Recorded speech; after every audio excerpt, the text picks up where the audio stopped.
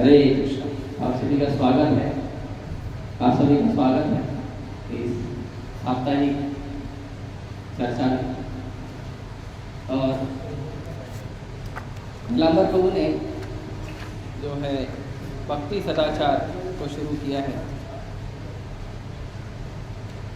तो भक्ति सदाचार में कई सारी चीज़ें हैं। तिलक कैसे लगाना चाहिए, कैसे व्यवहार करें, जब बंद कर दीजिए, या तो आप जब करिए यहाँ बैठिए जब बंद करके, या तो आप बाहर जाके जब पूरा करके।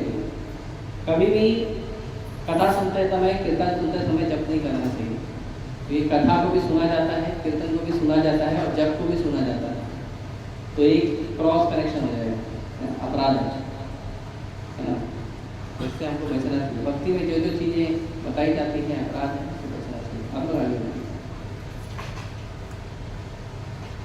तो कई सारी चीज़ें हैं। तिलक कैसे लगाना चाहिए, प्रणाम कैसे करना चाहिए, मंदिर में बैठना कैसे चाहिए, मंदिर में व्यवहार कैसा होना चाहिए, भक्तों के साथ व्यवहार कैसा होना चाहिए, भक्तों का आपस में व्यवहार कैसा होना चाहिए, ये सब जो है ये इसमें चर्चा की जाती है। क्योंकि जप करना, गीता पढ़ना तो साधारणतः लोगों को समझ में आता है कि जप करना है मतलब भगवान का नाम माला घुमाना है और जो बोलते हैं वो सुनना है। उसके बाद में गीता पढ़ना है तो पुस्तक है, भगवद गीता है, उसको पढ़ना और भगवान के आदेशों को सुनना, पालन करना। तो ये सब चीज़ें तो है। लेकिन आप जिस व्यक्ति के साथ रह रहे हो, जिस व्यक्ति के साथ आप भजन कर रहे हो, जिस व्यक्ति से आप मिलते हो भक्ति में, उन लोगों से आपका व्यवहार कैसा होना चाहिए। जैसे हम घर में रहते हैं, माता पिता पुत्र पत्नी, तो आपस में कैसा व्यवहार होना चाहिए वो महत्वपूर्ण। जैसे कई बार हमने सुना है, खासकर परम पूज्य प्रबोधानंद महाराज और हल्दर महाराज, हमारे गुरु महाराज प्रभुपाद जी, वो तीखो है, वो छोड़ दो, उतना ठीक है आवाज़। प्रभु आवाज़ इतना ठीक है, थोड़ा कम ही रखो, मेरा आवाज़ ज़्यादा। वैसे भी नहीं बोल लूँगा लेकिन चलेगा। तो भक्ति में तो हमने इन सब चीज़ें से, इन सब वरिष्ठ वैष्णवों से सुना है कि बहुत महत्वपूर्ण है जो हम 2 घंटा जप करते हैं, है ना। जनरली 2 घंटा लगता है, लेकिन कई लोगों को कुछ सेवा रहता है, स्पेशली माताओं का सेवा सुबह में रहता है। तो माताओं के लिए ऐसा है कि वो सुबह में या तो जल्दी उठें और जप कर लें और फिर घर का काम शुरू करें। क्योंकि मुंबई ऐसी नगरी है, बड़ा आशीर्वाद है मुंबई नगरी का भी। हालांकि क्लेश तो बहुत है लेकिन आशीर्वाद भी है। क्लेश ये है कि जब आपकी आँख खुलेगी और जब आपकी आँख बंद होगी, इसके बीच में बहुत ज़्यादा घर्षण होगा आपके मन का, आपकी बुद्धि का। आपका मन बुद्धि अगर शांत रहेगा ना, तो भी दूसरे के मन और बुद्धि का घर्षण आपसे चालू हो जाएगा। और वो कौन होगा? घर के बाहर का आदमी नहीं होगा, घर के अंदर का ही आदमी होगा। आपके घर के अंदर का ही आदमी आपको कष्ट देना शुरू करेगा। जैसे आजकल लोग छोटी छोटी परिवार बना रहे हैं, है ना। पहले जॉइंट फैमिली होती थी, है ना। तो जो राजस्थान में रहते हैं, गुजरात में रहते हैं, उनको पता है अभी भी राजस्थान गुजरात में जॉइंट फैमिली सिस्टम है। थोड़ा बहुत हल्का सा यूपी में देखने मिलता है, अभी खत्म ही हो गया यूपी में।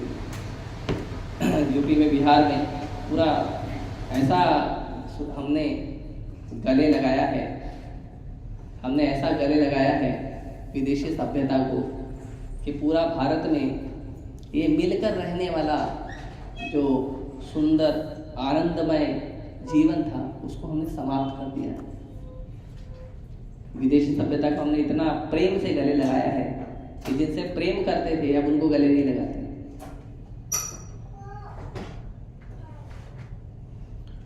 तो जो हम 2 घंटा जप करते हैं या 2.5 घंटा जो जप करते हैं, तो मुंबई का ये आशीर्वाद है कि मुंबई में अक्सर लोग 7 बजे 8 बजे के बाद ही सो के उठते हैं। तो अगर आप सुबह 5 बजे उठते हो, नहा धो के अपना 2 घंटे में जप कर लोगे। 2 घंटे में पूरा जप नहीं कर सकते हो तो 1 घंटे में आप जप कर लो, 1-1.5 घंटा जप कर लो और फिर बाद में जो भी आपका 4 माला 6 माला है बाद में करो, वो कर सकते हो। स्पेशली माताओं के लिए प्रभु जी का कहता है कि सुबह उठो और माला कंप्लीट करो, ठीक है।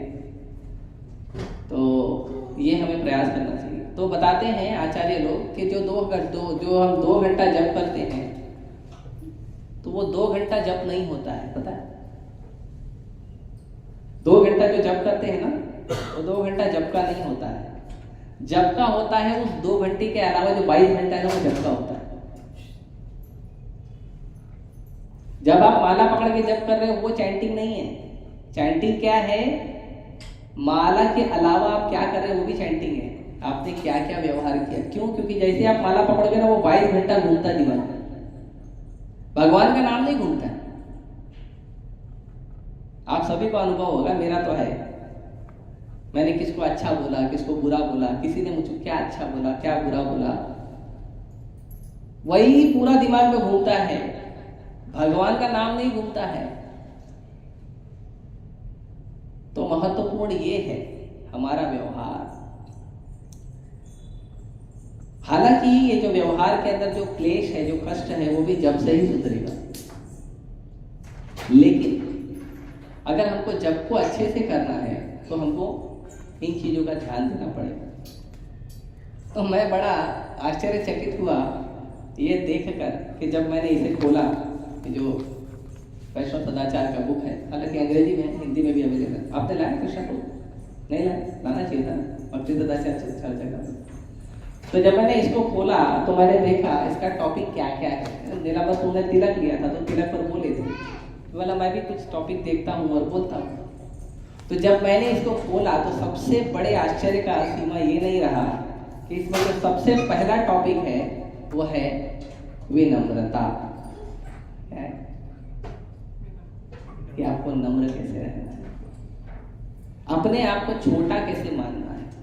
चैतन्य महाप्रभु कहते हैं, चैतन्य महाप्रभु ने अपनी शिक्षाओं में 8 श्लोक दिए हैं, और उन 8 श्लोकों में चैतन्य महाप्रभु ने तीसरा श्लोक जो दिया है वो है त्रणादपि सुनिचेन तरोरपि सहिष्णुः अमानिन मानदेन कीर्तनीय सदा हरिः।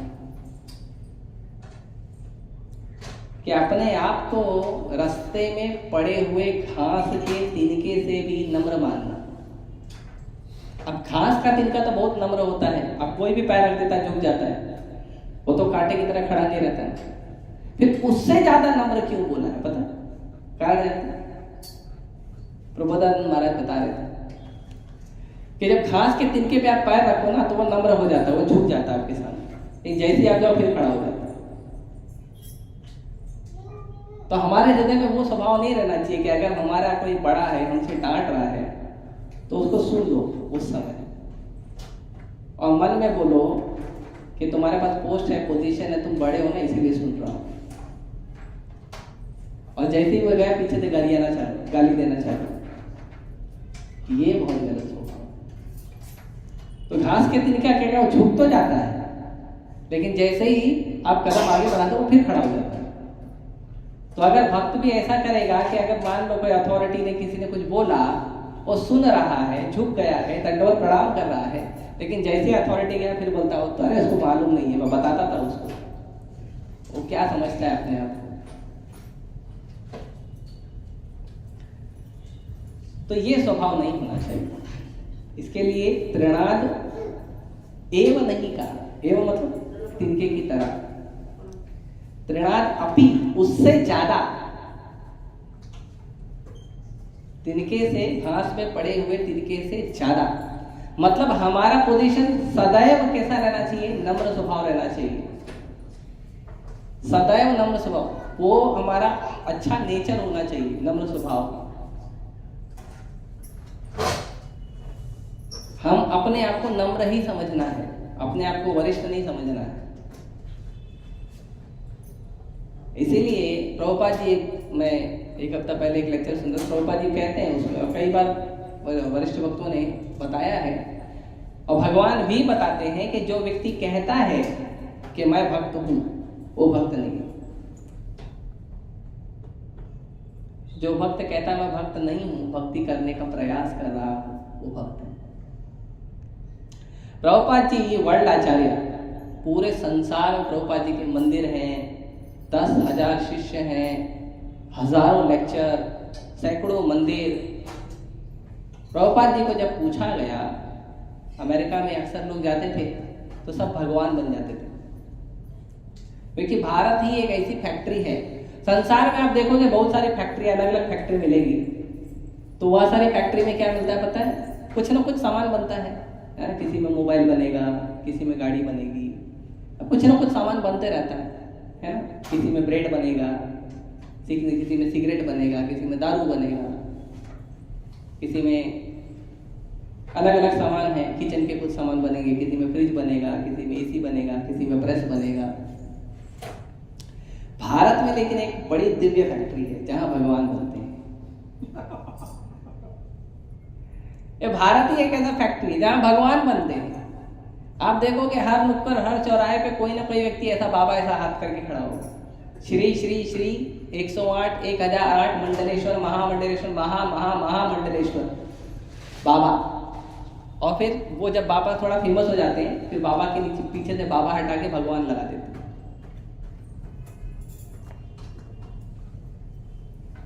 हर व्यक्ति के अंदर ये स्वभाव है, ये भाव है, मैं भगवान हूं या मैं भगवान बनना चाहता हूं। तो ये जो विचार है ये कहां से आता है? ये विचार आता है जब हम नम्र नहीं होते। तो पहले तो हमारे आसपास के लोगों से घर्षण होता है, तो हम उसके सामने अपनी महत्ता, ये मैं बड़ा हूं तुम छोटे हो, मेरा बात सही है तुम्हारा गलत है। जब हम इस सब चीजों को चर्चा करते हैं, इन सब चीजों का विचार रखते हैं, तो ये बात जो है, ये स्वभाव वहां से बढ़ने लगता है। फिर धीरे धीरे अपने वरिष्ठों पे जाता है, फिर धीरे धीरे वरिष्ठ वैष्णवों पे जाता है, फिर उसके बाद धीरे धीरे ये स्वभाव बढ़ता है, गुरु पे जाता है, और फिर धीरे धीरे बढ़ते बढ़ते ये स्वभाव भगवान पे जाता है। और हमारे जीवन में जब हम अपनी परिस्थितियों को स्वीकार नहीं करते हैं, तो परिस्थितियां किसने दी है? आपको परिस्थिति, जैसे मान लो मुझे कोई व्यक्ति डांट रहा है, तो वो व्यक्ति डांट रहा है, या मान लो कोई व्यक्ति मुझे कष्ट दे रहा है, मार रहा है, चोट पहुंचा रहा है, तो वो व्यक्ति जो है, वो जो मुझे कष्ट पहुंचा रहा है या डांट रहा है, क्या ये परिस्थिति उसके वजह से आई है? क्या यदि कृष्ण डिसाइड ना करें, अगर कृष्ण के प्लान में ना हो कि मुझे ये व्यक्ति डांटना चाहिए, तो क्या वो व्यक्ति मुझे डांट सकता है? क्या कृष्ण के प्लान में ना हो कि ये व्यक्ति मुझ पर हाथ उठाना चाहिए, तो क्या वो व्यक्ति मुझ पर हाथ उठा सकता है? एक बार मैं कोटा में पुस्तक वितरण कर रहा था, तो एक व्यक्ति के दुकान, अभी हम लोग क्या है ना, हम लोग एकदम निडर होते हैं, कहीं भी जाके अपना बाकड़ा खड़ा कर देते हैं और पुस्तक वितरण चालू। और जो बेचारे का दुकान का जगह होगा होता है ना, वो आके जब हमको बोलता है, प्रेम से बोलता तो प्रेम से बात करते हैं, और जब डांट के बोलता तो हम भी रुआब से बोलते हैं, तुम्हारा जगह थोड़ी है, भगवान का जगह।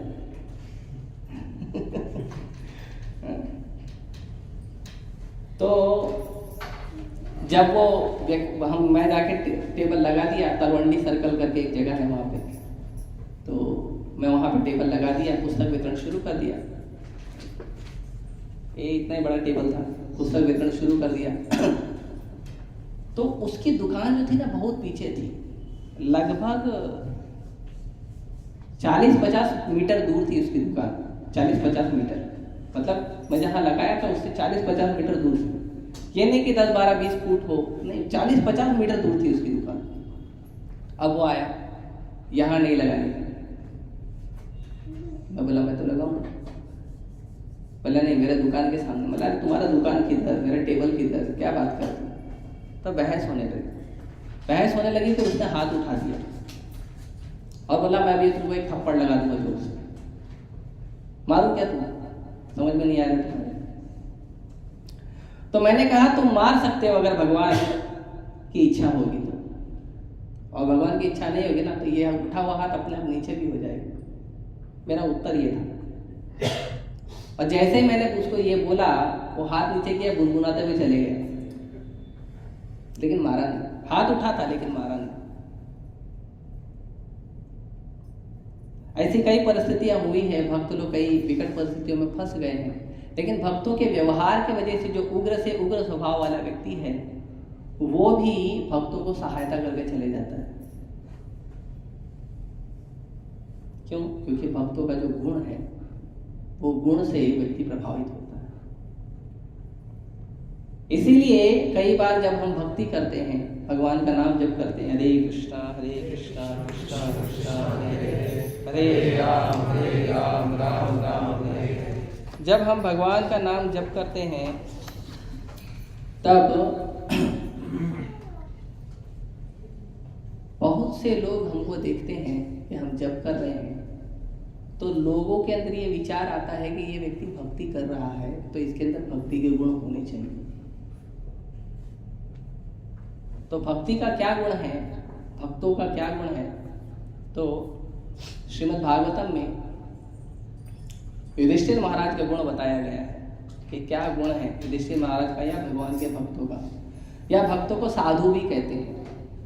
साधु शब्द जो है वो लोगों को थोड़ा डरावना लगता है, खासकर आधुनिक समाज में। आधुनिक समाज में अगर आप किसी को साधु बोल दो उसको बड़ा बुरा लगता है, साधु थोड़ी। लेकिन अगर आप उसको जेंटलमैन बोलोगे तो बहुत अच्छा लगता है। धन्यवाद। कॉलर टाइट हो जाता है। लेकिन लोगों को पता नहीं है ये साधु का शब्द का अगर आप अनुवाद करोगे, उसको ट्रांसलेट करोगे तो साधु शब्द का शब्दार्थ होता है जेंटलमैन। साधु शब्द का शब्दार्थ जो है, अनुवाद जो है वो है जेंटलमैन, सुशील व्यक्ति, शील व्यक्ति। तो युधिष्ठिर महाराज के गुणों को वर्णन करते हुए कहते हैं कि साधु का क्या गुण है? तितिक्षवा कारुणिका सूरदम सर्वदेहिना अजात शत्रु शांता साधव साधु भूषण। इसका मतलब है तितिक्षवा, तितिक्षवा मतलब सहने वाला। इसके लिए प्रभुपाद जी एक लेक्चर में कहते हैं कि एक व्यक्ति की पहचान तब तक नहीं होती है, मतलब हमारे कोई परिस्थिति है जो हमारे लिए अनुकूल है, तो हमारी अनुकूल परिस्थिति में हम कैसा व्यवहार करते हैं तो ऑब्वियसली अच्छा ही करेंगे, क्योंकि चीजें अगर हमारे अनुकूल है। जैसे यहाँ पे एसी लगा हुआ है, सब आराम से शांति से बैठे हैं, लेकिन एसी बंद कर दिया जाए, पंखा चालू कर दिया जाए, खिड़की खोल दिया जाए, तो इस समय जो गर्मी चल रही है उसको हम नहीं सह पाएंगे, तो हम विचलित हो जाएंगे। तो वो विपरीत परिस्थिति है। जैसे मान लो अगर आप सड़क पर सुबह दोपहर में धूप में घूम रहे हैं सड़क पर, तो असहनीय गर्मी है। खासकर मुंबई में लोगों ने इतने पेड़ काट दिए हैं, इतने पेड़ काटे हैं कि प्रकृति तो बदला लेगी। अगर आप बारिश में चल रहे हो या मान लो धूप में चल रहे हो और आपके सर पे छत्र छाया है और आप छत को काट दो ये सोच के कि मेरे को अंधेरा नहीं चाहिए, तो आपके सर पे बारिश या धूप गिरेगा ना। तो ये जो प्रकृति में जो पेड़ पौधे हैं ये पर्यावरण की छत्र छाया है, इनको हम काट देते हैं हमारा आशियाना बनाने के लिए, हमारा घर बनाने के लिए। छोड़ा बनाओ, आपको जितने में रहना उतने में रहो। पहले लोग जंगलों में रहते थे, अपना घर बनाते थे, जंगलों में खेतों के आसपास अपना घर बनाते थे, पेड़ पौधे और पशु पक्षियों के साथ रहना सीखते थे। क्यों मालूम? क्योंकि पहले के लोग नम्र थे, सहना सीखते थे, सहना जानते थे। पहले के लोग सबको सह लेते थे, सबको, पशुओं को भी सह लेते थे। आप लोग अगर अभी भी जाओगे गांव में देखोगे तो सांप बिच्छू भी कभी कभी घर में घूमते हैं लोगों के। हम तो अगर देख लेंगे तो एक हफ्ते तक हमको सपना आएगा सांप का। हमारी परिस्थिति इतनी भयानक नहीं है, लेकिन वो रहते हैं उनके साथ, जहरीले पशुओं के साथ रहते हैं। क्यों? सहना आता है। हमारे जीवन में जो परिस्थिति है, हमारे जीवन में जो दुख है, उसको सहना आता है। तो भक्तों को सहना आना चाहिए। तो सबसे पहला गुण तितिक्षवा, सहो, सब कुछ सहो। जो जीवन में परिस्थिति मिली है अनुकूल या प्रतिकूल, उसको सहो। तो प्रभुपाद जी कहते हैं कि जब अनुकूल परिस्थिति है उसको अगर आप अच्छे से जी रहे हो तो कोई बड़ी बात नहीं है। बड़ी बात है कि आपका स्वभाव तब भी शांत है जब आपके जीवन में परिस्थितियां प्रतिकूल हैं। कोई आपसे प्रेम से बात कर रहा है और आप शांति से जवाब दे रहे हो तो कोई बड़ी बात नहीं है। कोई व्यक्ति उग्र होकर क्रोध में बात कर रहा है लेकिन फिर भी आप शांति से जवाब दे रहे हो, ये बड़ी बात है। एक बार मैं कॉलेज में पढ़ा रहा था, तो एक बार आप जानते हैं मुस्लिम लोग प्रचार करते हैं तो उनका अलग अलग तरीका होता है। थोड़ा प्रेम से करते हैं, अगर आप प्रेम से मान जाओ तो उनका काम बन जाता है, और नहीं मानो तो थोड़ा वो हीटर बढ़ाते रहते हैं। तो मैं कॉलेज में पढ़ा रहा था, यहीं पास में कॉलेज था लोखंडवाला में, तो पढ़ा रहा था वहाँ।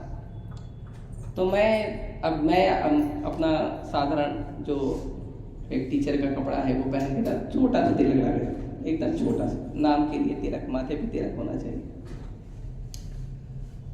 तो वो लोग वहाँ पे 70% स्टाफ, 70% स्टूडेंट और 100% मैनेजमेंट पूरा मुस्लिम था। अभी भी जाओगे तो मिलेंगे वो ऐसे ही।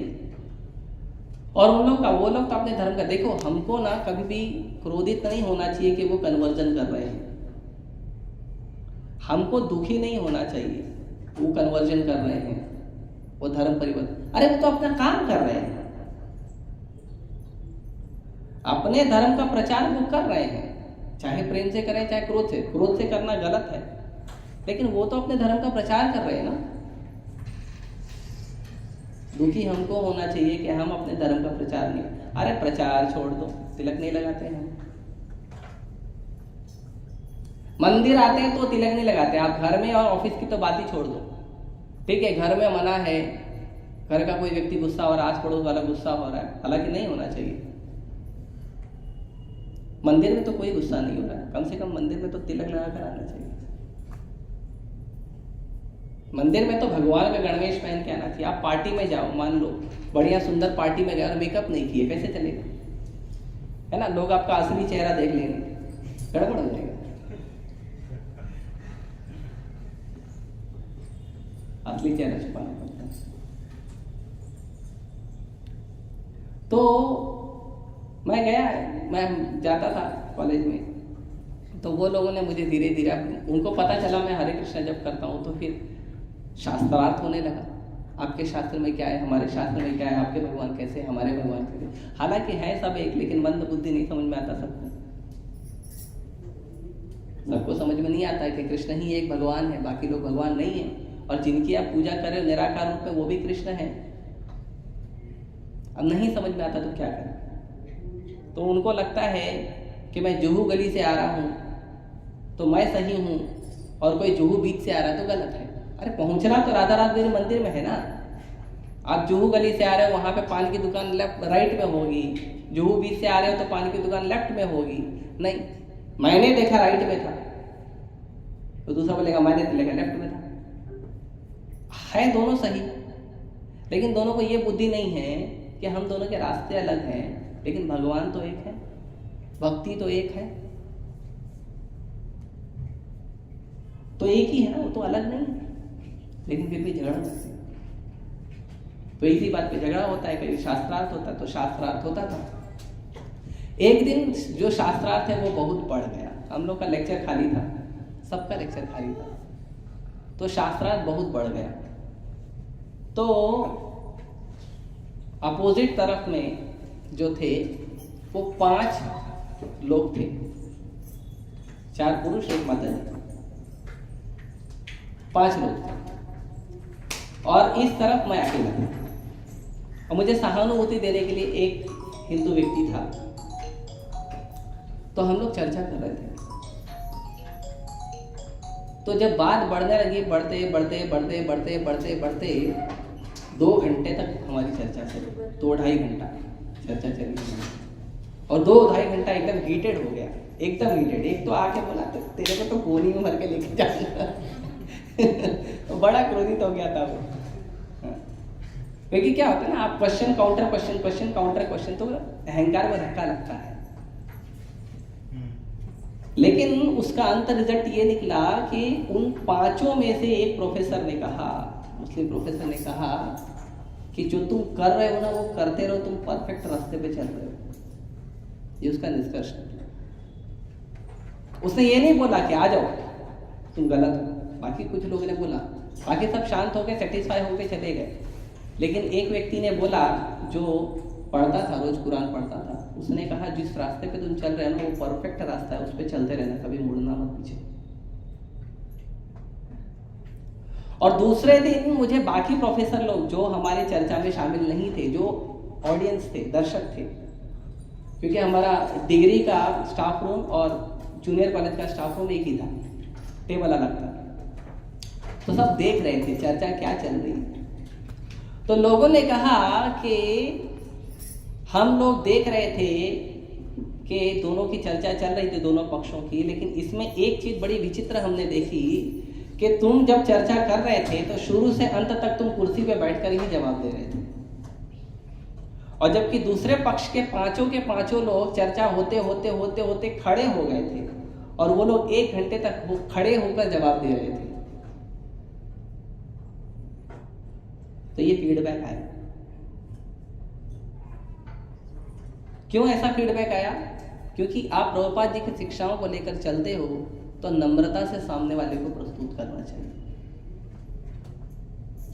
तो परिस्थिति प्रतिकूल है, लेकिन उसमें भी नम्र स्वभाव में जवाब देना ये दिखाता है कि हम कितना जप कर रहे हैं, कितना शास्त्र पढ़ रहे हैं। और मैं गारंटी से कहता हूं, जो व्यक्ति प्रभुपाद जी का बुक नहीं पढ़ता है ना, वही ज्यादा गुस्सा करता है।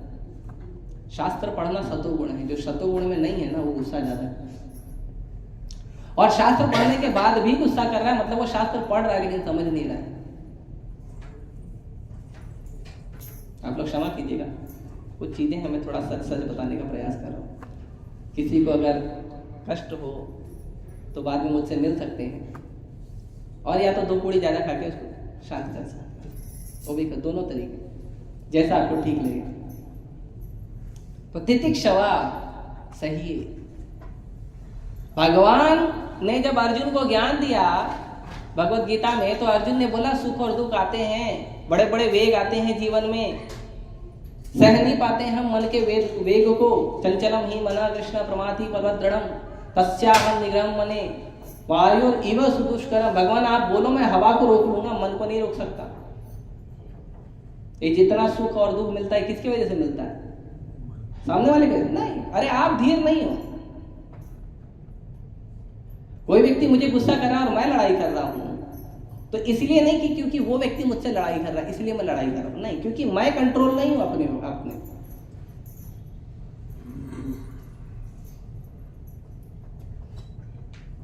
88 साल तक सहा था पांडव, 88 इयर्स, 88 साल। 5 पांडवों ने, माता द्रौपदी ने, माता कुंती ने, भीष्म पितामह ने, द्रोणाचार्य ने, महात्मा विदुर ने 88 साल सहा था वो उत्पीड़न। 88 साल भगवान से नहीं रहा गया। भगवान बोले मैं अरेंजमेंट करूंगा युद्ध। क्या विनम्रता है। उसके बाद भी जब भगवान बोले मैं युद्ध का अरेंजमेंट करने जा रहा हूं, शांति दूत बनकर जाऊंगा, युधिष्ठिर महाराज ने बोले देखो प्रभु, मुझे झगड़ा नहीं चाहिए, पूरा पृथ्वी का राज नहीं चाहिए, हमारे अधिकार का भी राज नहीं चाहिए, बोल देना 5 गांव दे दें, हम 5 गांव में रह लेंगे। आप सोचिए 88 साल दुख सहने के बाद भी जब फाइनली वॉर का, जो युद्ध का जब बिगुल बज रहा है, बजने वाला है, भगवान जा रहे हैं शांति दूत बनकर, आर्य पार की बात होने वाली है, उसमें भी युधिष्ठिर महाराज कहते हैं भगवान मुझे लड़ाई नहीं चाहिए।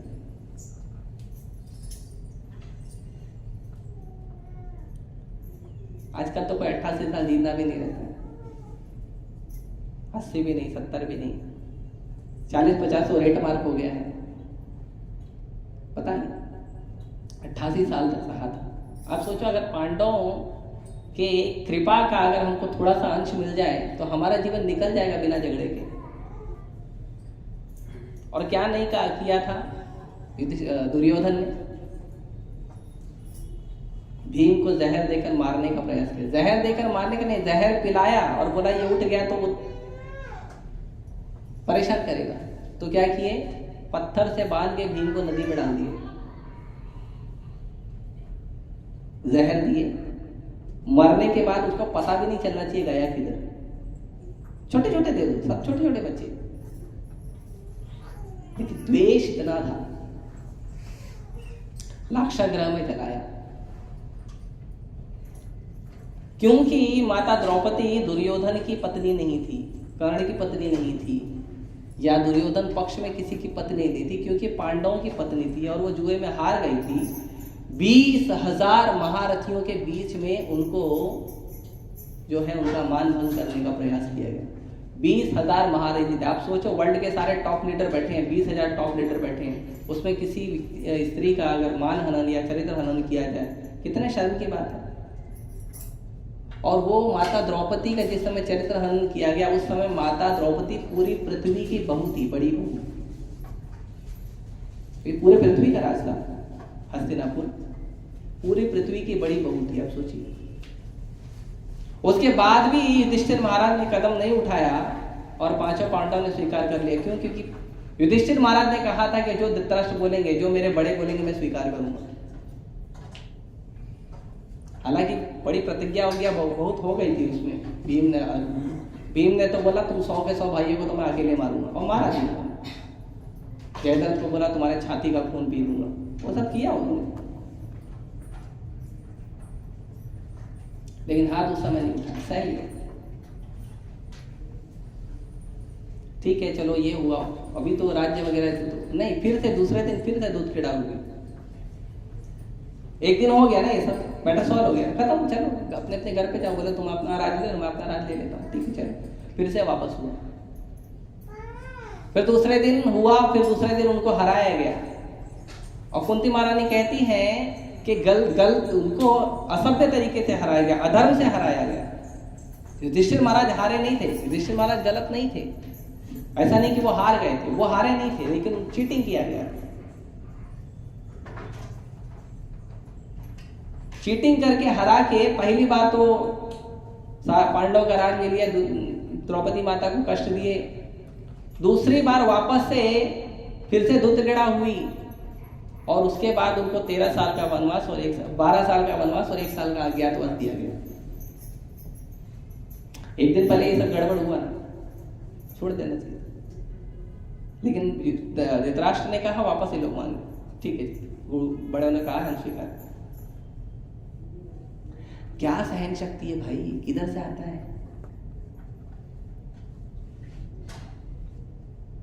कितनी नम्रता। और उसके बाद वो सब होने के बाद 13 साल के बाद आकर प्रेम से निवेदन करके बोल रहे हैं कि अब तो आपका कंडीशन पूरा कर दिया ना, अब तो राज्य दे दो। लड़ाई नहीं की। विराट के युद्ध में क्योंकि सब चैलेंज करने आए थे, इसलिए अर्जुन ने शस्त्र उठाए थे बृहनला के रूप में। क्योंकि क्षत्रियों को ललकारोगे तो कोई भी होगा, ललकारोगे तो आपको सामना करना पड़ेगा। क्या विनम्रता है। इसके लिए युधिष्ठिर महाराज के गुणों का वर्णन करने के लिए नारद जी बताते हैं तितिक्षवा, फिर कारुणिका। तितिक्षवा मतलब सही है, कारुणिका मतलब करुणा दिखाए। किस पे? जिसको सह रहे उस पे। जो व्यक्ति आपको कष्ट दे रहा है उसी पे करुणा दिखानी है, जैसे मां करती है। बच्चा परेशान करता है, बहुत कष्ट देता है, तो मां का गुस्सा भी प्रेम है। इसके लिए भगवान के प्रेम और क्रोध को मां से भी कंपेयर किया जाता है। हमारे जीवन के सुख और दुख को मां के प्रेम और गुस्से से कंपेयर करना चाहिए कि हमारे जीवन में जो सुख आया है वो मां का प्रेम है, और जो दुख आया है वो मां के गुस्से वाला प्रेम है।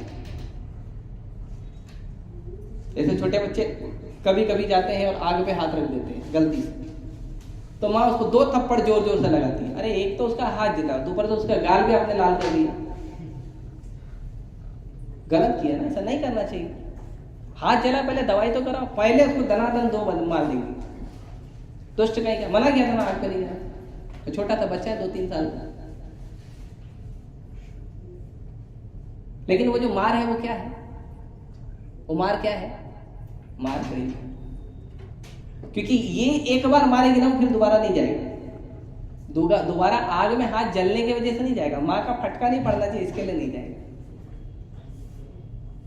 क्योंकि माँ का फटका आग से ज्यादा जोर से पड़ता है।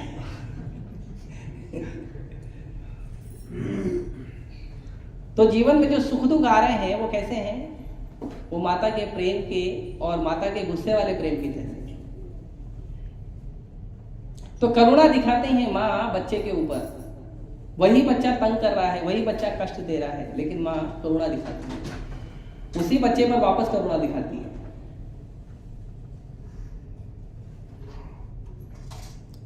और ये जो वैष्णव है ये कैसे होते हैं? करुणा दिखाते हैं। प्रभुपाद जी संसार में, जब प्रभुपाद जी प्रचार कर रहे थे विदेश में, भारत में प्रभुपाद जी ने 40 साल प्रयास किया, कोई सुना नहीं, लोग गाली देते थे खाली। अमेरिका को देखो इतना आगे बढ़ गया, तुम अभी भी गीता लेके बैठे हो।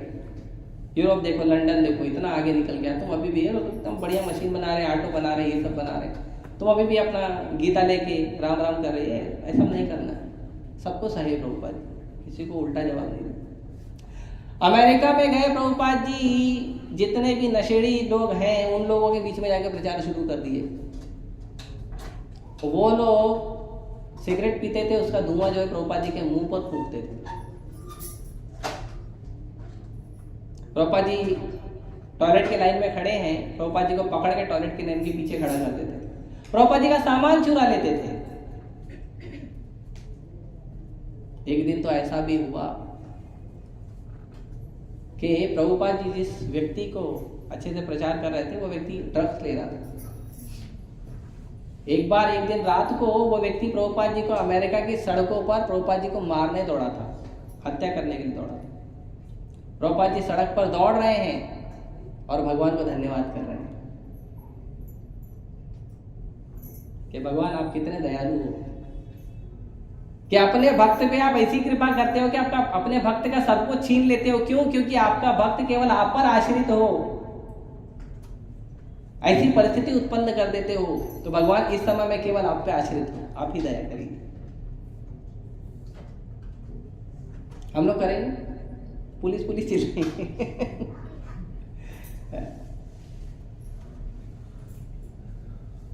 तो कारुणिका, लेकिन प्रभुपाद जी उसके बाद भी प्रचार करते रहे, करुणा दिखाया सबको।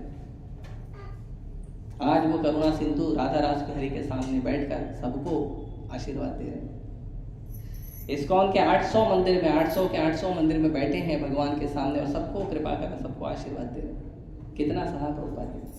कोई व्यक्ति कहता है ना कि प्रभु जी मेरे जीवन में बहुत कष्ट है, मेरा एक निवेदन है, आप लोग जाइए प्रभुपाद लीलामृत पढ़िए। जैसे गृहस्थों में देखते हैं पति पत्नी में झगड़ा होता है, प्रभुपाद लीलामृत पढ़िए, सीखिए प्रभुपाद जी से किस तरह से पति पत्नी का व्यवहार रहा है। कंप्लेन तो उस जीवन में भी आई थी,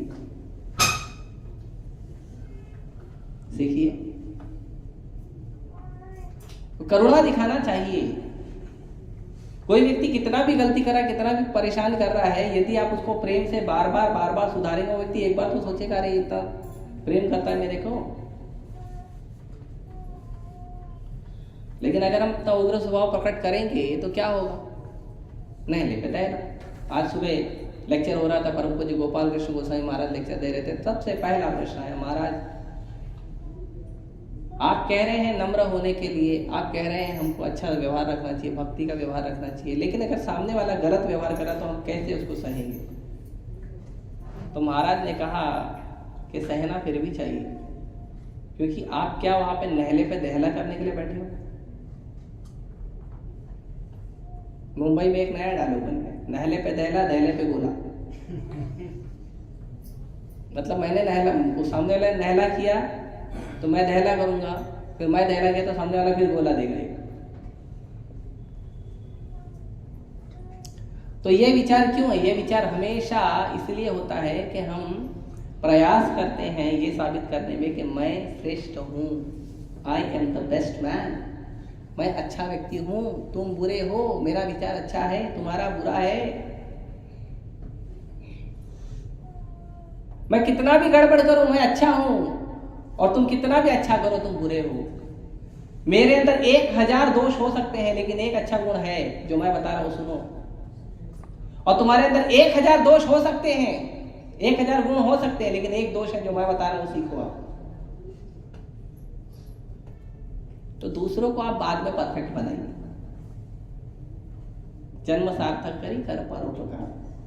पहले अपना जन्म सार्थक करो, पहले आप हम्बल बनो, पहले आप गुणों की खान बनो, उसके बाद दूसरों के दोष देखो और दूसरों को सुधारो।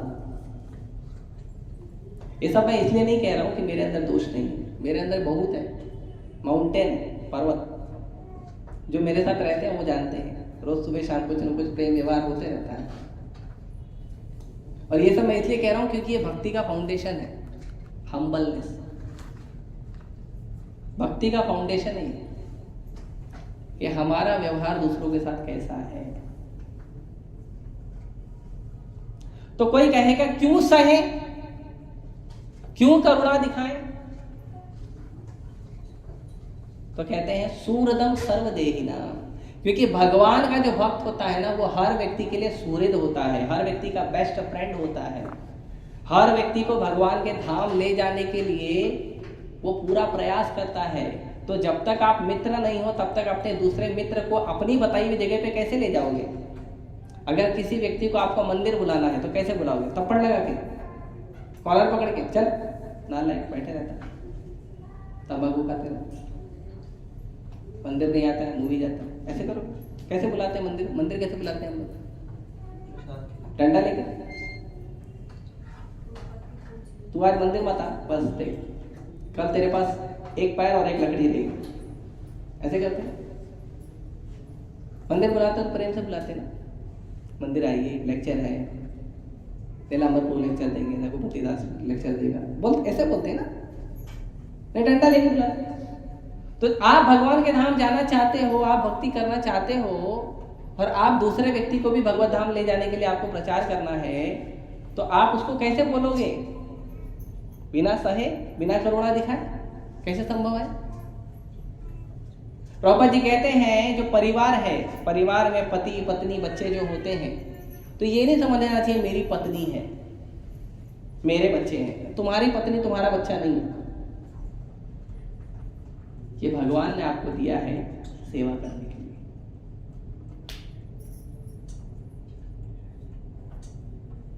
ये भगवान ने आपके जीवन में भेजा है सेवा करने के लिए, और जिसकी आप सेवा करते हैं उस पर क्रोध नहीं करना चाहिए। और यही बात पत्नी पे भी लागू होती है कि भगवान ने आपके जीवन में भेजा है सेवा करने के लिए, क्रोध करने के लिए नहीं भेजा है, डिमांड करने के लिए नहीं भेजा है, सेवा करने के लिए भेजा है। आपके जीवन में जिन जिन लोगों, जो लोग आपके जीवन में आ रहे हैं ना, ये भगवान ने डिसाइड करके भेजा है। आपके जीवन में कोई व्यक्ति आता है मित्र बनकर, कोई व्यक्ति आता है पिता माता बंधु बनकर, कोई पत्नी, कोई पति, कोई बच्चा बनकर, इस्कॉन में आते हैं प्रभु जी बनकर, माता जी बनकर। तो ये लोग जो आ रहे हैं आपके जीवन में, ये आपने डिसाइड नहीं किया है आपके जीवन में आने के लिए, ये भगवान ने डिसाइड किया। तो भगवान ने निर्धारित करके जिन लोगों को हमारे जीवन में भेजा है, उनसे प्रेम से रहना चाहिए। थोड़ा क्रोध आता है, हम समझते हैं, लेकिन प्रयास करना चाहिए वापस से उन चीजों को सुधार लेना चाहिए। तो करुणा दिखाइए। क्यों? क्योंकि आप मित्र हो, सबसे अच्छे मित्र हो, क्योंकि आप भक्ति कर रहे हो, हरे कृष्ण मंत्र जप कर रहे हो। तो भगवान ने आपको सबका सबसे बेस्ट ऑफ द फ्रेंड बनाया, सुहृदय। सुहृदय मतलब ऐसा मित्र जो आपका हृदय जानता हो। आप घर में आके बैठे हो, आपको पानी चाहिए, दूध चाहिए, जूस चाहिए, पंखा चालू करना, एसी चालू करना, आपको बोलना नहीं पड़ेगा, सामने वाला जानता है। ऐसा मित्र बनना है।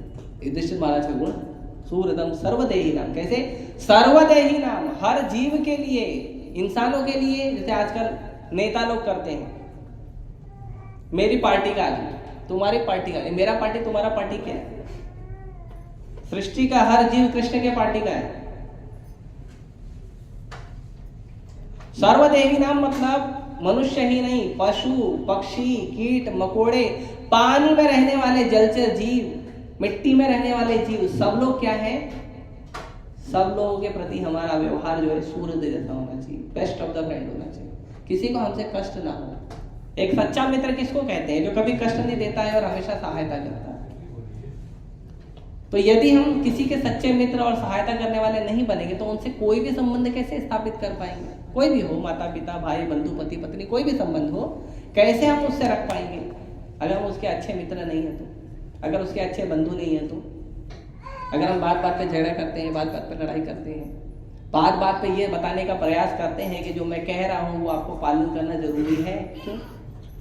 आप भगवान, आप हो राधा राज बिहारी, आप गौर नेता ही हो, आप सीताराम लक्ष्मण हनुमान हो। सीताराम लक्ष्मण बोल सकते हैं, हनुमान तो बोल ही नहीं सकते। हनुमान तो क्या भक्त है भाई, पूरी लंका जला दी लेकिन अहंकार नहीं दिखाया हनुमान जी ने। भगवान का, भगवान टेंशन नहीं जाने का, जाओ डायरेक्ट सीता को लेके आओ, लंका तो जला दी मैंने, अहंकार नहीं। उल्टा भगवान ने बोला अरे तुमने लंका जला दी, बोला भगवान मैंने कहा जलाया, लंका तो मैंने जलाई नहीं। अरे पूरा नाम तो तुम्हारा रहा, हनुमान लंका जला के आ गया। नहीं भगवान मैं कैसे जला सकता हूँ, मैं छोटा सा क्षुद्र जीव हूँ, मैं कैसे लंका जला सकता हूँ? तो भगवान बोले सब बोल रहे तुमने जलाया और तुम बोलते मैंने नहीं जलाया, ऐसे कैसे? तो बोले देखो भगवान, जब मैं लंका गया था तो ना मैंने तेल ले गया था, ना मैं घी लेके गया था, ना मैं कपड़ा लेके गया था, ना मैं माचिस लेके गया था। तेल किसका? रावण का। घी किसका? रावण का। माचिस किसका? आग किसका लगाया? रावण ने। मेरा तो कुछ था ही नहीं, तो उसका था, उसको रिटर्न दे दी। अहंकार नहीं दिखा, इतना बड़ा बड़ा सेवा किया उन्होंने, अहंकार नहीं दिखा। मैं तो राम का दास हूं, तो भगवान के भक्त में मैं तो भगवान का दास हूं, जीवन में जो अच्छा बुरा आ रहा है हम स्वीकार करें। तो हमने कहा है तो किसी को करना चाहिए ये जरूरी नहीं है, क्योंकि हर व्यक्ति की अपनी परिस्थितियां होती है, अपनी समझ होती है, अपना विचार होता है। हर व्यक्ति के ऊपर अपना विचार थोपना ये अच्छा नहीं है। जो मैं कहता हूं वही सही है, जो मैं बोल रहा हूं वही सही है। नहीं, आप भी एडजस्ट करो। आपने किसी से बोला प्रभु जी पानी ला कर दिया,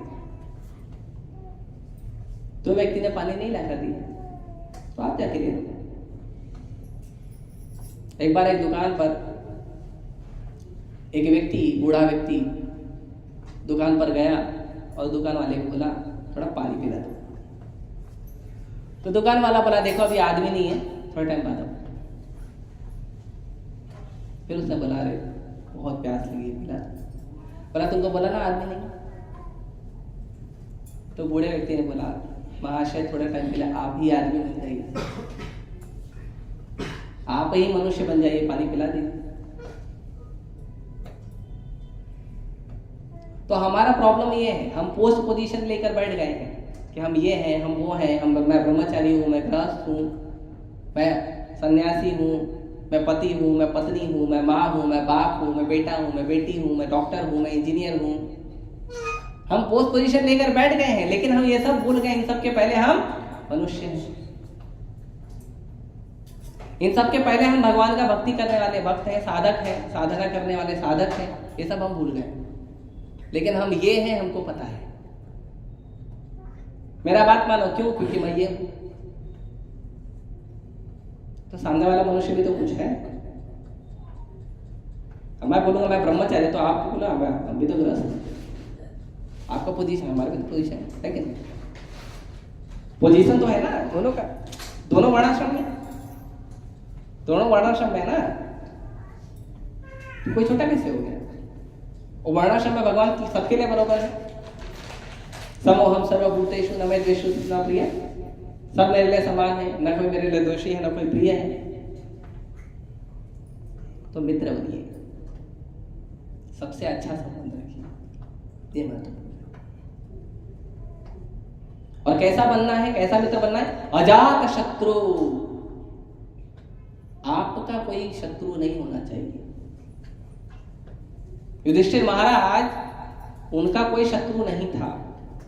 दुर्योधन शत्रुता करता था, लेकिन युधिष्ठिर महाराज ने कभी उसको शत्रु स्वीकार ही नहीं किया।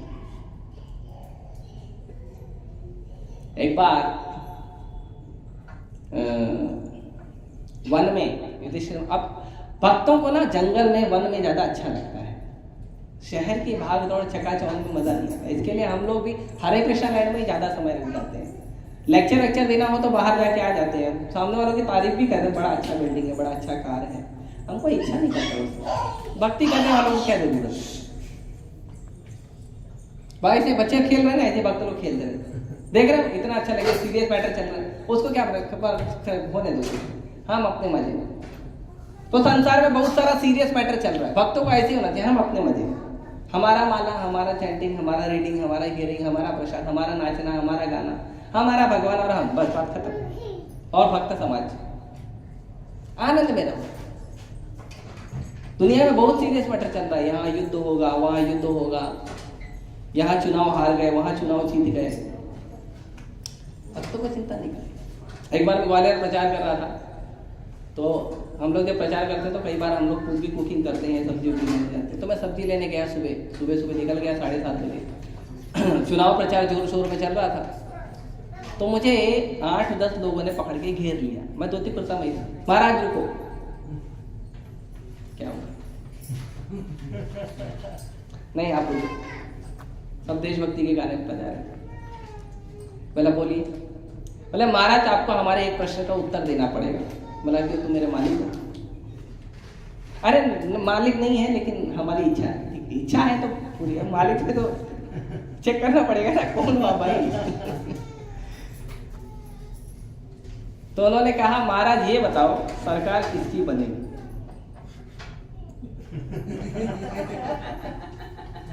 तो मैं बोला भाई आप गलत आदमी से प्रश्न पूछ रहे। नहीं महाराज आपको बताना पड़ेगा। तो फिर मैंने उसको बोला कि मैं इसी एक प्रश्न का उत्तर दूंगा, दूसरा प्रश्न कोई करेगा तो मैं इसका उत्तर दूंगा और मुझे चुपचाप जाने देंगे। बोले हाँ महाराज चलिए। तो फिर मैंने बोला चुनाव कोई भी लड़ ले, कितना भी लड़ ले, सरकार भगवान की है और भगवान की ही बनेगी, कोई चेंज नहीं कर सकता। सरकार तो हमारे ठाकुर जी की बनेगी। अरे ये तो थोड़ी उत्तर बोले, यही उत्तर है, गलत है तो बताओ। नहीं महाराज हमारा होगा, तुम्हारा उत्तर नहीं, जाने का मसला। उसके बाद वो लोग कभी रोके नहीं मेरे।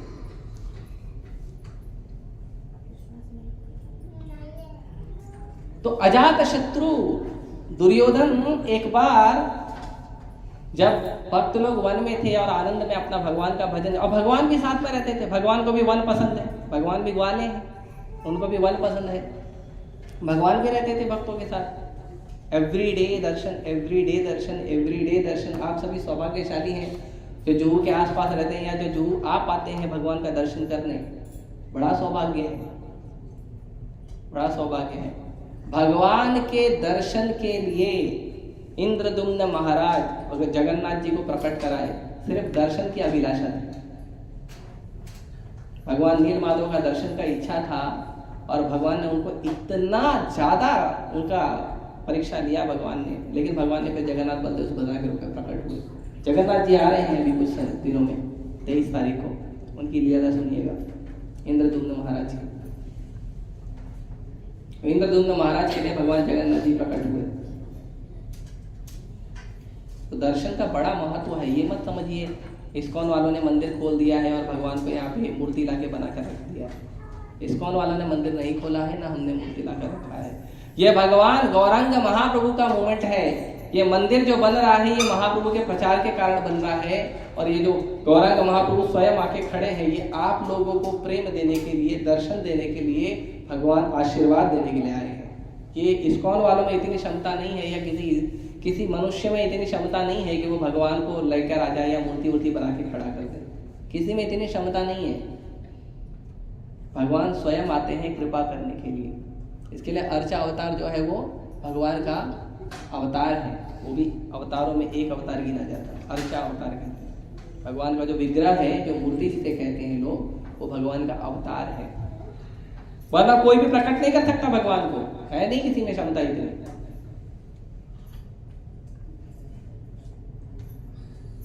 तो भगवान हमेशा रहता था, नित्य निरंतर दर्शन होते रहता था भगवान का, अच्छी बात है।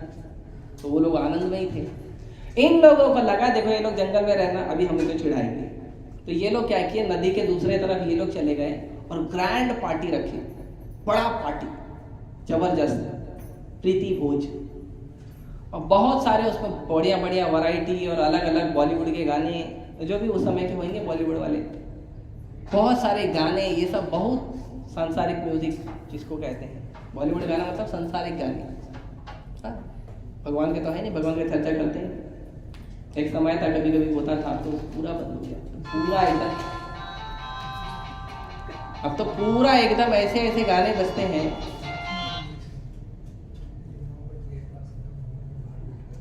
आने दो। तो अब तो पूरा ऐसे, और देखो कितना बड़ा बड़ा अपराध करते। गणेश जी को प्रेम से बुलाकर लाते, गणपति बप्पा, है ना। दुर्गा माता को प्रेम से बुला कर लाते, जय माता दी, है ना। उनको बोलते हैं माता जी आइए, प्रभु जी आइए, बैठिए। और बड़ा बड़ा विग्रह बनाते हैं, बड़ा बड़ा विशाल विशाल ऐसे एकदम। हमारे मैं तो कई सारे देखा हूँ। एक तो हमारे जो हेवन ऑन अर्थ, ये जो बिल्डिंग है ना, इतने बड़े बड़े विग्रह हैं, बड़े बड़े। और गणेश जी का बहुत बड़ा प्रॉब्लम, उनके कान बड़े बड़े हैं, और उनको बिठा देते हैं और उनको 11 दिन तक बॉलीवुड का गाना सुनाते हैं। आप सोचिए गणेश जी कितना सहते हैं। और दुर्गा माता को बिठा देते हैं, अष्टभुजाओं वाली, हर हाथ में शस्त्र है, लेकिन इतने निर्भय होकर दुर्गा माता को बॉलीवुड का गाना सुनाते हैं। उनके सामने दारू पीते हैं, ताश खेलते हैं, कितना सहते हैं सोचिए। ये है बॉलीवुड गाना सुनने वालों का हस्त। यही होता है। इसके लिए भक्ति में आने वाले सबसे पहले बोलते हैं, सबसे पहले सांसारिक गाने सुनना बंद कर दीजिए, क्योंकि आपका चेतना सबसे ज्यादा वहां से दूषित हो रहा है। हमको कोई ईर्ष्या नहीं है बॉलीवुड वालों से, उनको बहुत ईर्ष्या है लेकिन हमसे। तो ये लोग सांसारिक गाने बजा रहे थे, बढ़िया, पता नहीं बजा रहे नहीं बजा रहे, मैं तो गया नहीं था, लेकिन बढ़िया भोज वोज का आयोजन किया था।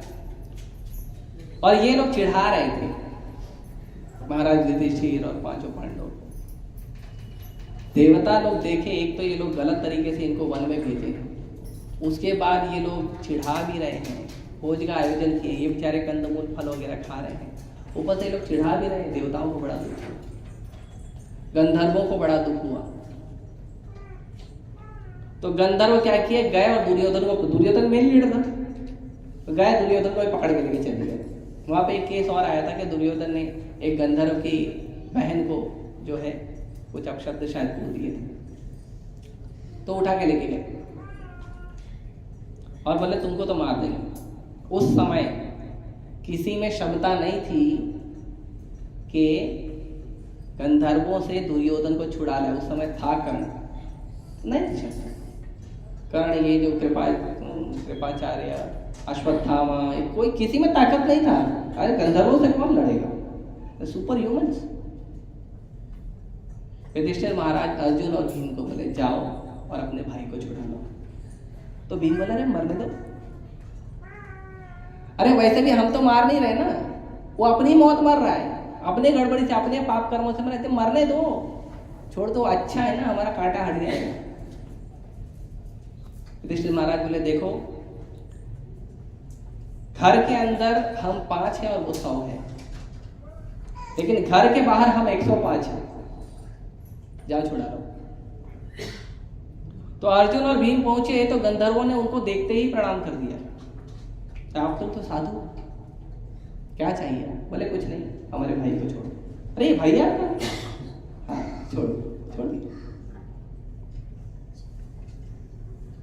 उस समय दुर्योधन ने अर्जुन को कहा था कभी भी, मैं तुमको एक वचन देता हूं, कभी भी कुछ मांगना हो तुरंत मांग लेना। फिर उसके बाद वो लीला आती है भीष्म पितामह वाली, अजात शत्रु।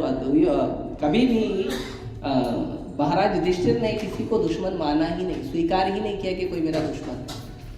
सब मेरे ही कर्मों का है। शांता और शांत रहते, अपने भजन में ध्यान रखते थे, भगवान की सेवा में ध्यान रखते थे। तो ये जो गुण है ये इसको कहते हैं साधव साधु भूषणम। जैसे हम अलंकार पहनते हैं ना, गहने पहनते हैं ना, वैसे ही ये गहना है साधु का। साधु का गहना नहीं है कि कैसे वो कान की टिपिया पहने, कैसे वो माला वाला पहने, वो हाथ में ब्रेसलेट हो, ये सब साधु का गहना नहीं है। साधु का कहना है कि ये सारे गुणों को अपने जीवन में लाना, ये साधु का कहना। अगर साधु इन गहनों को अपने जीवन में नहीं लाता है तो जितना भी पीतल तांबा और ये सब चीजों का हम गहना पहन ले या सोना चांदी का पहन ले, ये किसी काम का नहीं। असली गहना है ये सारी चीजें, तितिक्षवा कारुणिका सूरतम सर्वदेहिना अजात शत्रु शांता साधु साधव भूषण।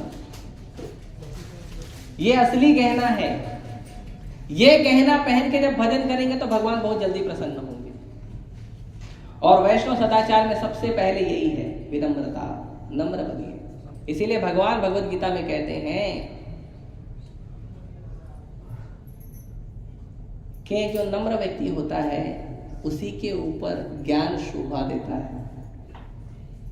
भगवान तो वेदों में भी इसका श्लोक है, विद्या विनय शोभते। विद्या ज्ञान किस पे अच्छा लगता है पता है?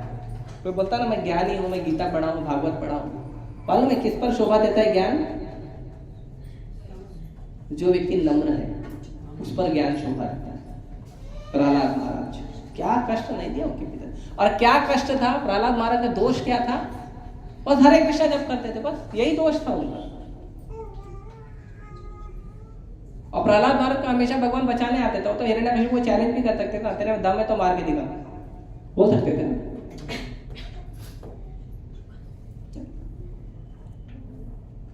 जो नम्र व्यवहार, जो सदाचार व्यवहार उन्होंने रखा,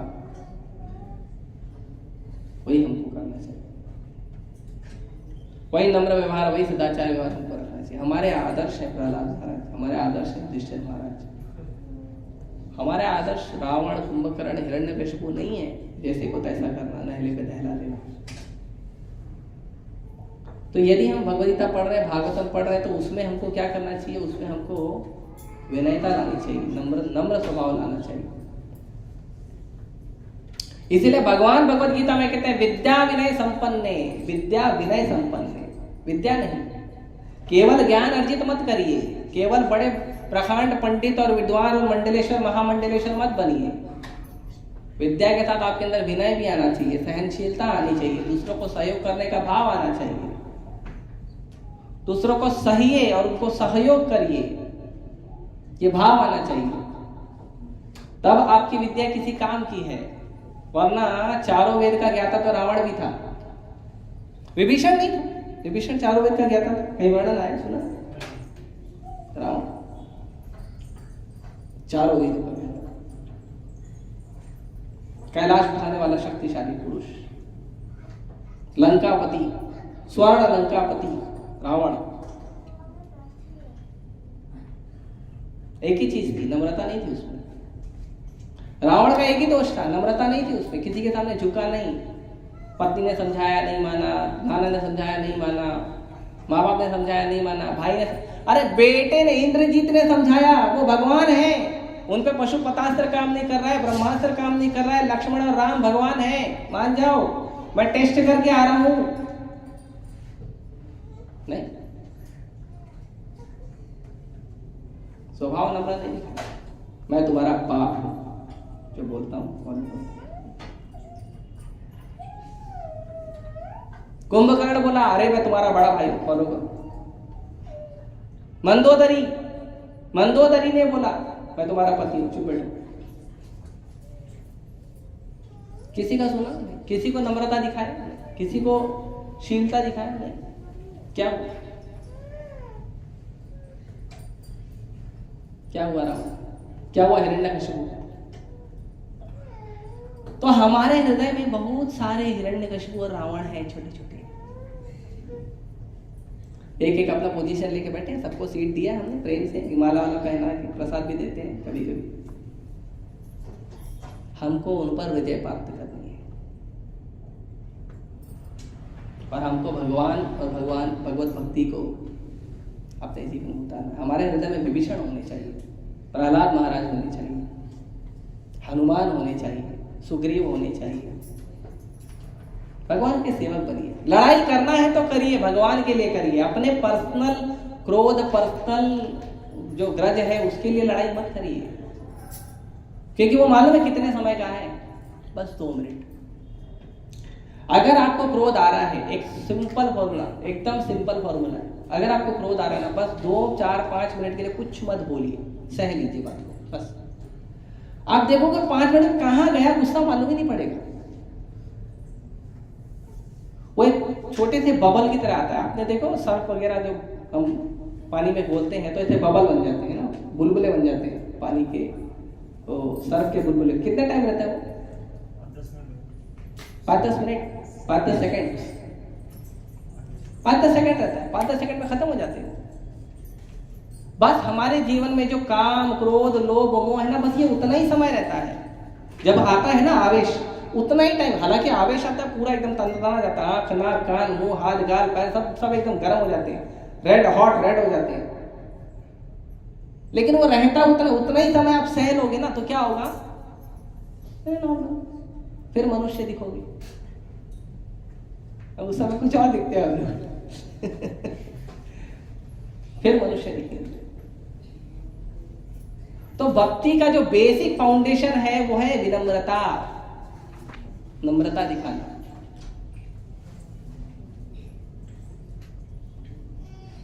अगर हम नम्र नहीं हैं तो भक्ति में आगे बढ़ना थोड़ा कठिन है। और सबको सही है, भगवान ने आपके जीवन में लोगों को भेजा है, उसके लिए उस व्यक्ति का धन्य मानिए जो व्यक्ति हमारे जीवन में आया है। और भगवान को धन्यवाद करिए कि भगवान आपने किसी को तो भेजा, मेरे को अकेले नहीं रखा आपने।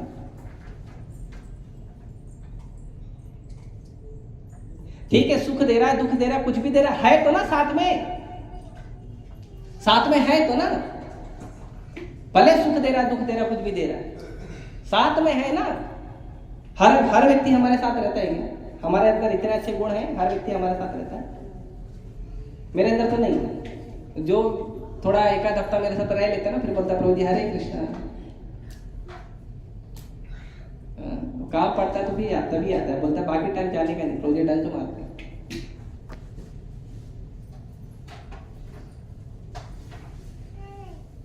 तो हमें बहुत धन्यवाद होना चाहिए उस व्यक्ति का जो हमारे जीवन में है। हमें धन्यवाद होना चाहिए भगवान का कि उसने किसी को तो भेजा है मुझे, मेरे साथ रहने के लिए, अकेला किसी को रखा नहीं है।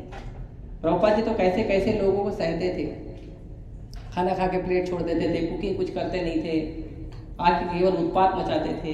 अरे 20-20, 25-25 रोटी खाते थे वो लोग, और प्रभुपाद जी अकेले बेलते थे बैठ के।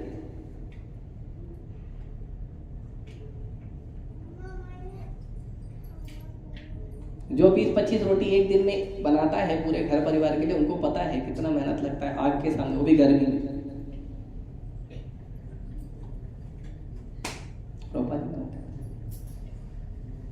सहते रहे, इतना सहते फाइनली 6 महीने के बाद एक आदमी आके बोला कि मैं आपकी थोड़ी सेवा कर सकता हूँ क्या, थोड़ा हेल्प कर सकता हूँ? प्रभुपाद जी बोले thank you very much, I was waiting for this. आपका बहुत बहुत धन्यवाद, मैं इसका इंतजार कर रहा था, कोई तो आए। मैं अकेला काम कर रहा हूँ, कोई आए मेरे को हेल्प करे। लेकिन प्रभुपाद जी को जब हेल्प होना शुरू हुआ तो इतने लोग आए। आप लोग भी आ रहे, सहयोग कर रहे हैं प्रभुपाद जी मिशन को आगे बढ़ा रहे। सब लोग नहीं आते राधा राजबिहारी मंदिर में, सब नहीं पहुंचते राधा राजबिहारी मंदिर में, सब नहीं करते हमारे सुंदर भुवन सुंदर भगवान राधा राजबिहारी से राम लक्ष्मण हनुमान और गौर निताई के दर्शन करने सब लोग नहीं आते हैं। आप लोग आए, आप लोग का धन्यवाद है। उसके बाद आप लोग लेक्चर में भी आ गए, ये सुनने के लिए कि ये जो भुवन सुंदर भगवान है इनके चरणों की कृपा कैसी है, ये जानने के लिए आप लोग लेक्चर में आ गए।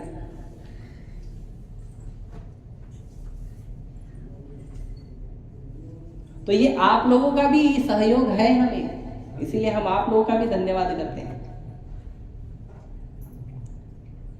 इसीलिए सबसे महत्वपूर्ण गुण है विनम्रता। हालांकि विनम्रता के गुण के ऊपर कई सारे सेशन हो सकते हैं, लेकिन मैं छोटे में डिस्कस कर रहा हूँ और कई सारी चीजें छूट गई है, उसके लिए मुझे क्षमा कीजिए। हम प्रयास करेंगे आने वाले लेक्चरों में थोड़ा थोड़ा करके बताते रहें, ताकि हमारा भक्ति बढ़े।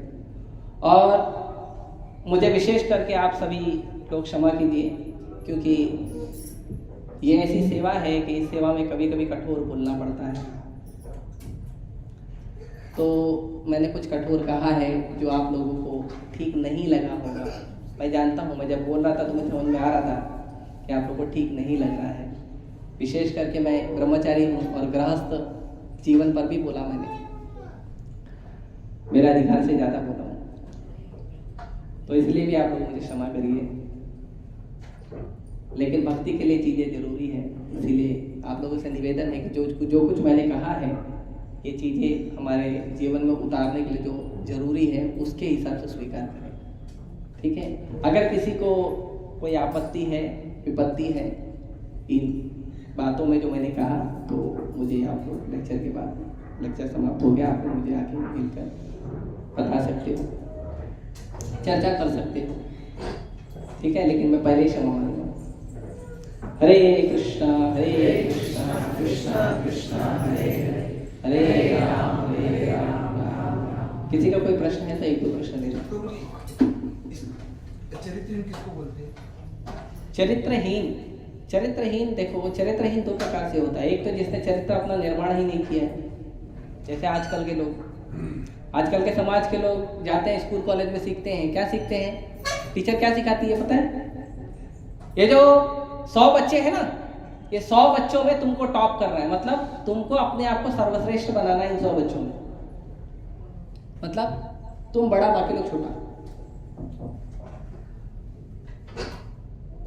आजकल माँ बाप भी यही सिखाते हैं बच्चों को, तू ही बड़ा है, तू ही टॉप करेगा, तू ही फर्स्ट रैंक लाएगा, हम तेरे लिए मेहनत कर रहे हैं, फीस भर रहे हैं, तेरे को टॉप बनाएंगे, तू सबसे महान सर्वश्रेष्ठ बनेगा, ऐसे सिखाते हैं ना। ये सिखाइए कि तुम्हारे अंदर पढ़ाई के और इन सब चीजों के गुण आएंगे, लेकिन तुम्हें नम्र रहना, ये नहीं सिखाते।